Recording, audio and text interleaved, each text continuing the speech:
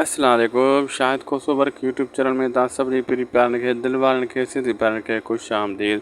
दोस्तो रिव्यू कंदासीं mega soap serial पंहिंजावेरी, जंहिंजा अचण वारा एपिसोड धमाकेदार थियण वारा आहिनि। दोस्तो तव्हां ॾिठो त कीअं हेॾां जेको आहे डिम्पल पकड़े रुंडे खे क़ाबू कयूं वेठा आहिनि ऐं उन्हनि खे बार बार चवनि था त तूं पंहिंजी छोकिरी असांजे हवाले कर त असां इहो मसइलो हल कयूं ऐं फ़ैसिलो फाइनल कयूं। लेकिन रुंडो त हरामी आहे पहिरें नंबर जो, ओॾो सिकू खे बि आसरो ॾिनो वेठो आहे निकाह जे लाइ। ऐं दोस्तो हेॾां जेको आहे सावल वारा सिकू सां फ़िलहालु कोन विढ़ंदा, छो त उन खे चाकर खान जेको मना कई आहे ठा कराइण जूं ॻाल्हियूं कराए थो, मतिलबु उन ते हू राज़ी थी वञनि, छो त हुननि कावड़ पंहिंजी मारे छॾी आहे सिकू जी भेण सां हैदर जो निकाह कराए।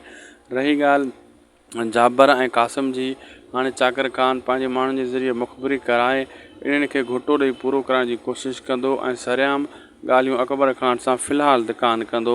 फ़िलहालु इहे ई इम्कान पिया लॻनि। दोस्तो अॼु जो वीडियो पुॻो पंहिंजी पुॼाणी ते। अगरि तव्हांखे असांजी अपडेट सुठी लॻी त महिरबानी करे असांजे हिन यूट्यूब चैनल शाहिद खोसो वर्क खे ज़रूरु सब्सक्राइब लाइक शेयर कंदा। हीउ तव्हांजो पंहिंजो चैनल आहे। मिलंदासीं तव्हां सां कंहिं ॿिए वीडियो में, तेसीं ताईं असांखे ॾींदा इजाज़त। अल्लाह हाफ़िज़।